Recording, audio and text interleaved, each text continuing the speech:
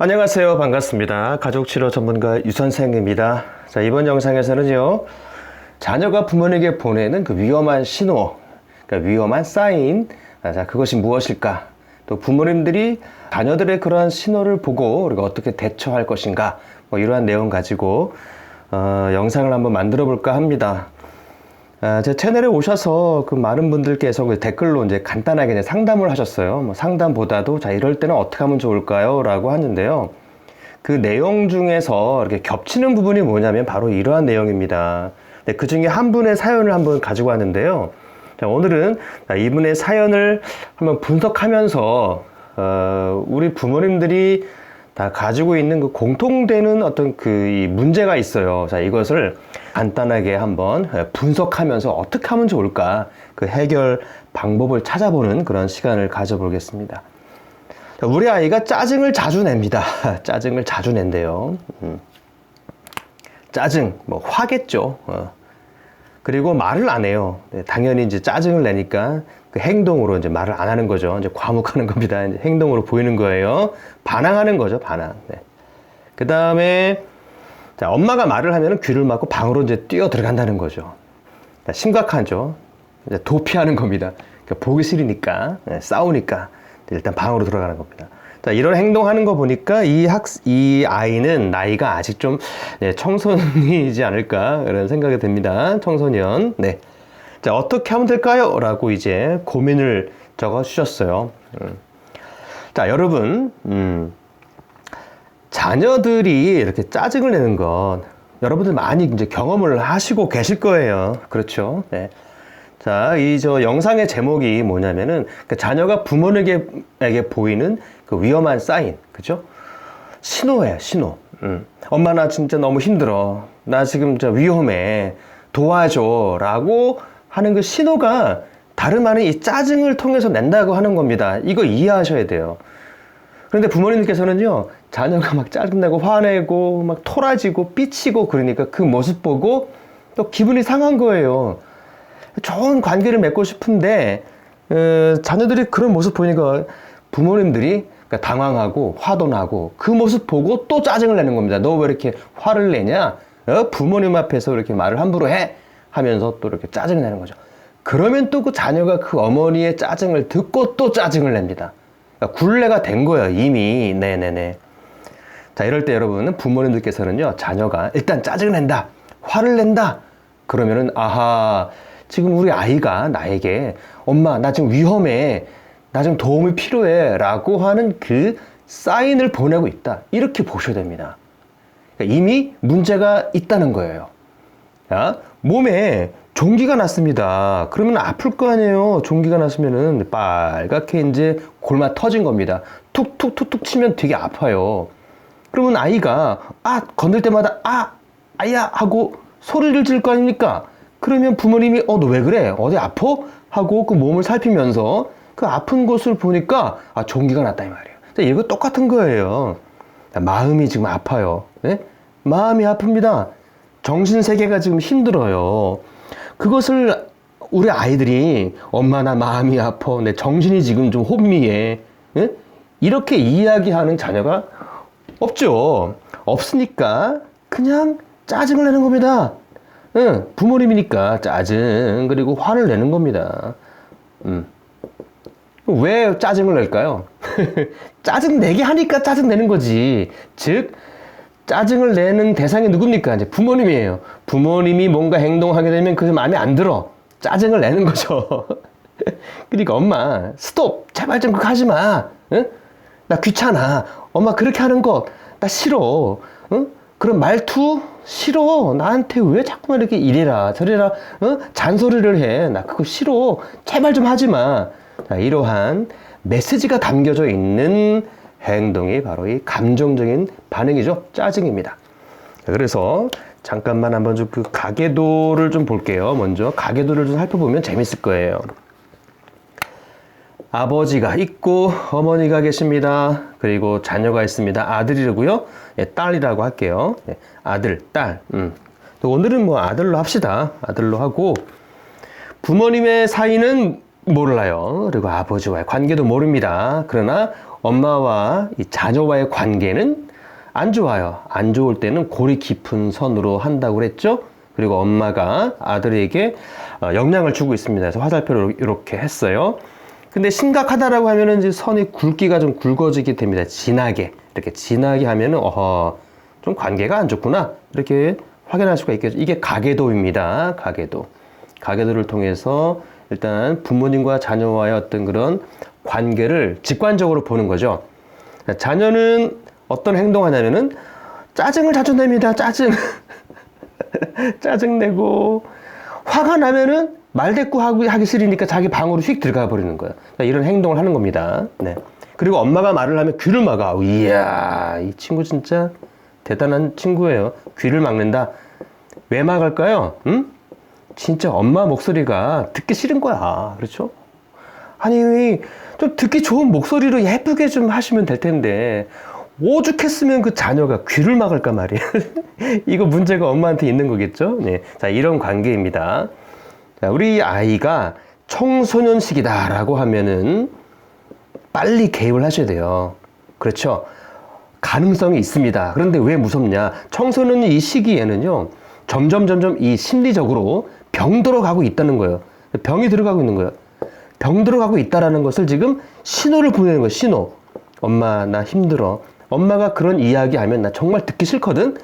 제발 그렇게 하지 마. 라고 엄마에게 보내는 사인이 뭡니까? 짜증이란 말이죠. 방에 들어가고 귀를 막고 그런 행동이에요. 당연히 부모님이 볼 때 그런 행동은 부정적인 행동이라서 어떻습니까? 보기 싫죠. 응? 부정적이라서 화가 날 겁니다. 어떻게 자녀 새끼가 말이야. 자녀가 부모한테 이렇게 행동하지? 이런 말을 할까? 화가 나는 거죠. 네. 화 안 낼 부모님이 어디 있겠어요. 그러니까 또 엄마는 또 너 이놈의 새끼 내가 키워줬는데 왜 그렇게 행동하냐고 또 화를 냅니다. 그러니까 이제 자녀의 감정이 빵 터져가지고 방으로 들어가는 거죠. 그러면 이 가계도가 중요하지만 그 자녀의 그 내면이 참 중요합니다. 내면의 모습을 들여다볼 거예요. 가족치료대가 있었죠. 버지니아 사티어가 말한 그 빙산의 그 탐색, 빙산, 내면의 빙산을 한번 탐색해 볼 거예요. 빙산 탐색이라고 합니다. 빙산입니다. 여러분, 이게 아이스버그, 빙산이고, 이것은 바다 수면입니다, 여러분. 아시다시피 수면 위에 나타나 있는 빙산의 조각은 일부분이죠. 아주 작은 부분이 바다 위에 올라와 있고, 수면 깊은 곳에는 우리가 상상할 수 없을 만큼의 어마어마한 그 빙산이 숨어 있지요.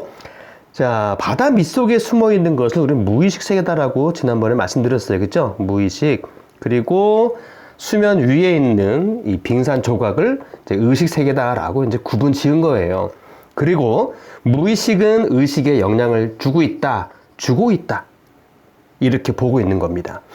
그래서 이 수면 위에 드러나 있는 작은 그 빙산은 인간의 행동을 의미합니다. 행동, 태도, 언어, 습관 이런 것들, 눈에 보이는 것들, 부정적인 행동, 화를 내는 것, 뭐 웃는 것, 약속을 지키는 것 다 여기 해당이 됩니다. 네. 즉 무의식 세계에 그 무엇인가가 이 아이의 행동을 결정짓고 있다 이렇게 보고 있는 겁니다. 그래서 버지니아 사티어는요 이 내면을 크게 5가지로 봤는데 오늘은 한 3가지만 볼게요. 자, 감정이 있습니다. 감정, feeling. 수면 바로 아래예요. 그러니까 행동을 촉발시키는 바로 아래, 근접한 곳에서 영향을 주고 있는 내면이 바로 감정입니다. feeling이라고 하죠. 감정이 좋으면 웃어요. 감정이 아주 나빠, 기분 나빠 그러면은 화를 내겠죠. 우울합니다. 만약에 감정이 우울해요. 그러면 표정이 어떨까요? 찡그리고 눈물 흘리고 혼자 멍하니 앉아 있을 겁니다. 그렇죠? 아주 화가 났어요. 갑자기 막 화가 났어. 그러면은 소리를 지를 겁니다. 그렇죠? 근데 여기 있는 이 친구가 지금 귀를 막고 방으로 들어갔다라고 하는 것은 감정이 굉장히 분노라고 하는 강한 감정이 행동을 통해서 방에 들어가게끔 이렇게 했겠죠. 그래서 감정을 살펴봐야 되는 거예요. 그러니까 이 아이의 감정은 지금 많이 상해 있는 겁니다.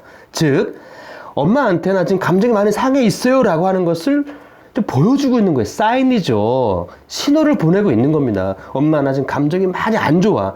많이 상처를 받았어. 감정이 있어, 지금. 왜? 엄마가 자꾸 그런 말 하니까.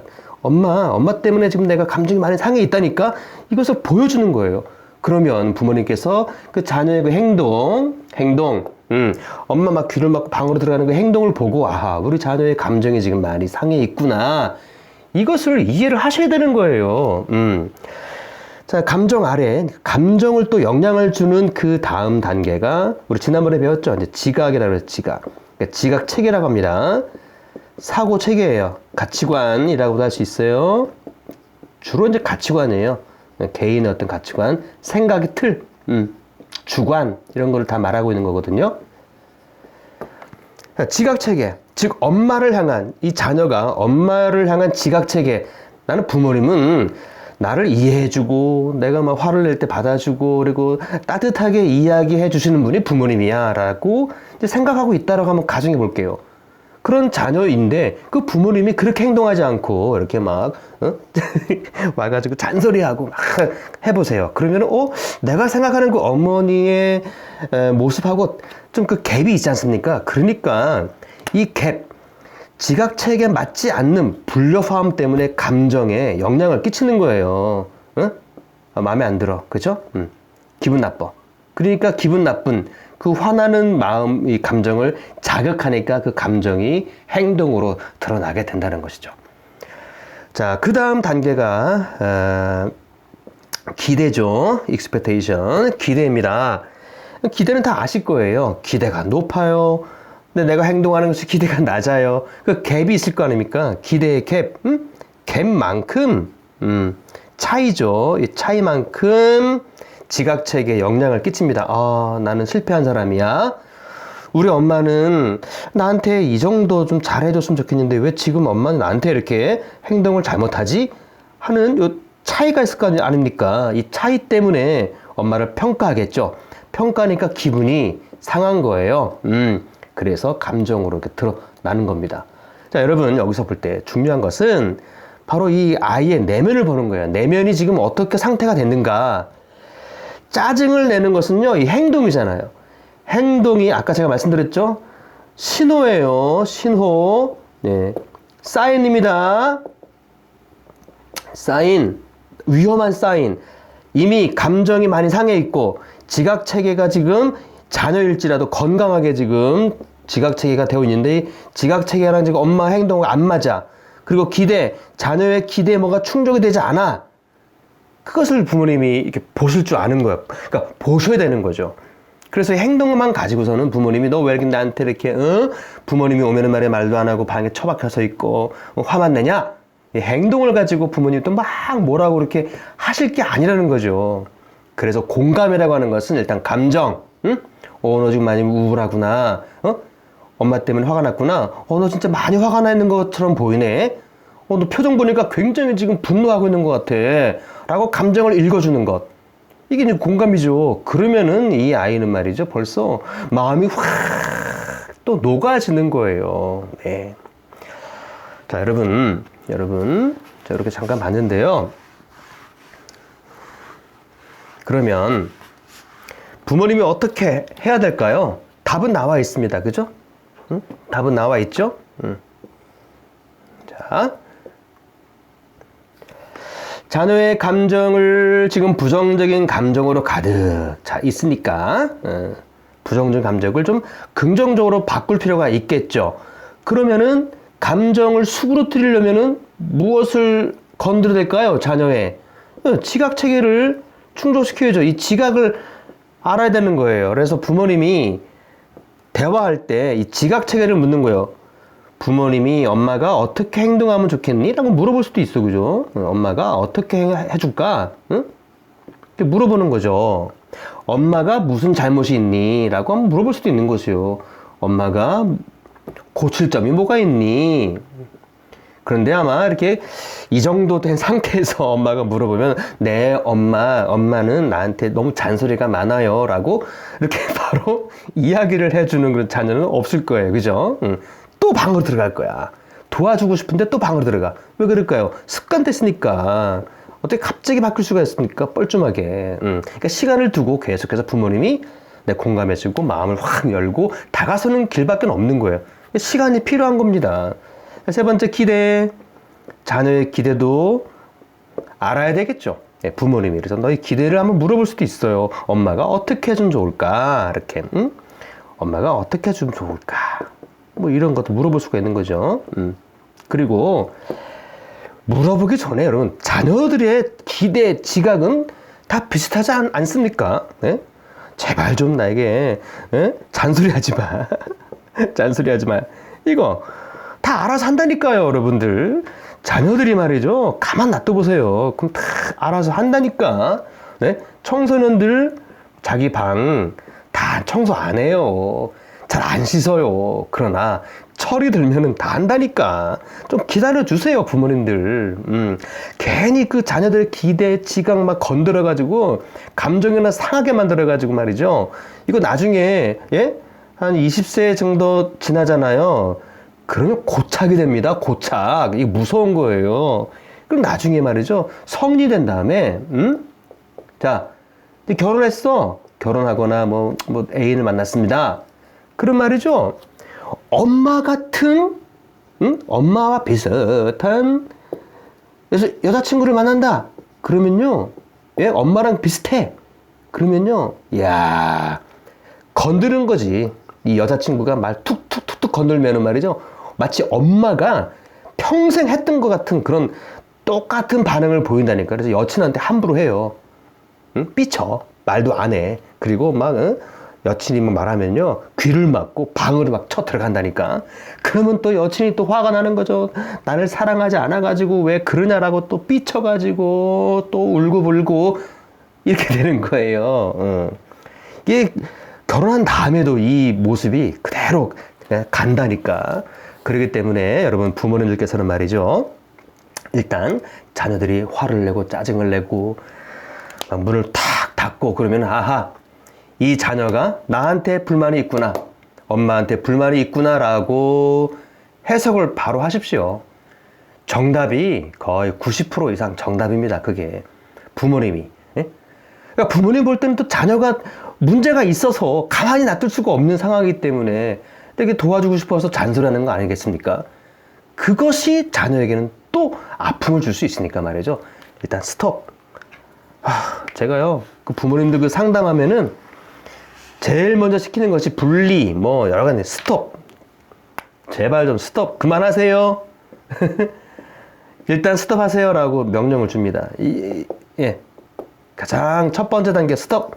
모든 것, 관심, 뭐 잔소리, 도와주려는 것, 개입하는 것 다 일단 스톱하세요.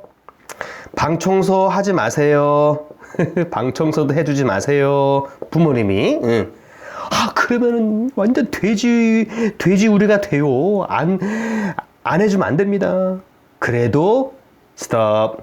알아서 다 나중에 아이들 다 한다니까요. 라고 제가 일러 드리죠. 아침에 늦게 일어나. 그러면은 부모님이 또 와가지고 일어날 때까지 이놈 새끼 하면서 그냥 깨워줍니다. 스톱. 안 깨워주면 얘 지각해요. 네, 어머니 지각하게끔 내버려 두세요. 본인이 한번 지각했을 때 어떤 결과가 오는지 한번 경험도 해봐야 돼요. 그거를 어머니께서 경험할 수 있는 좋은 기회를 왜 빼주세요? 라고 제가 또 이렇게 재밌게 이야기하죠. 근데 부모님이 스톱을 하기가 힘들죠. 왜? 부모님은 자녀를 사랑하니까 사랑하는 그 모습으로 자꾸만 개입을 하려고 하는 거예요. 개입하고 도와주려고 하는 어떤 그러한 그 명제로 자꾸만 엄마의 가치관, 엄마의 생각대로 자녀를 컨트롤하려고 하는 거기 때문에 그것 때문에 자녀들이 많이 힘든다는 거죠. 한번 영상의 결론을 한번 내리겠습니다. 직접 상담한다면은 한 6회 정도 만나서 이렇게 이야기 들으면서 할 텐데요. 지금 상담하는 시간이 아니니까 간단하게 이렇게 이야기하는 겁니다. 자, 오늘 한번 그 영상을 다 정리 한번 해보면 자녀들이 대부분의 자녀들이 부모님한테 화를 냅니다. 화 또는 짜증, 부정적인 태도를 보인다는 거죠. 그러면은 부모님들께서는요, 자, 이것을, 자녀가 나한테 지금 보내는 위험한, 사인이구나, 신호이구나, 라고 이해하십시오. 아셨죠?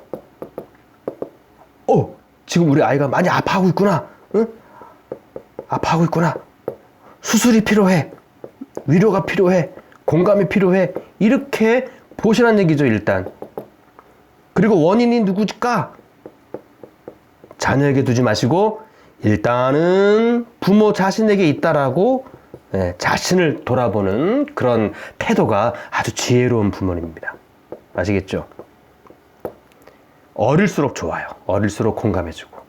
청소년 시기에 좀 개입을 하면 참 좋습니다. 물론 뭐 성인이 된 다음에도 충분히 가능합니다. 네. 자, 이렇게 부모님이 변화되지 않으면 자녀는 계속해서 짜증날 거예요. 짜증이 점점 강화되고 또 이렇게 좀 심각하게 이제 굳어지게 되면요. 나중에 결혼한 이후에도 큰 문제를 보일 수 있다. 자, 이것이 가족치료 이론과 그리고 제가 상담을 해본 결과 드러난 모습들입니다. 네, 여러분 여기까지고요. 혹시 여러분들이 뭐 저에게 상담을 하고 싶으신 분이 계시죠? 그런 상담을 직접 만나서는 불가능하죠. 만나서는 안 하고 저도 이제 옛날에 많이 했었는데요. 워낙 뭐 일도 많이 바빠가지고 상담을 하지 않습니다. 상담하면 돈 많이 벌 텐데 요즘 뭐 6만 원씩 1시간씩 6만 원 드리고 상담하시는 분들 흔치 않아요. 그래서 상담은 하지 않고요.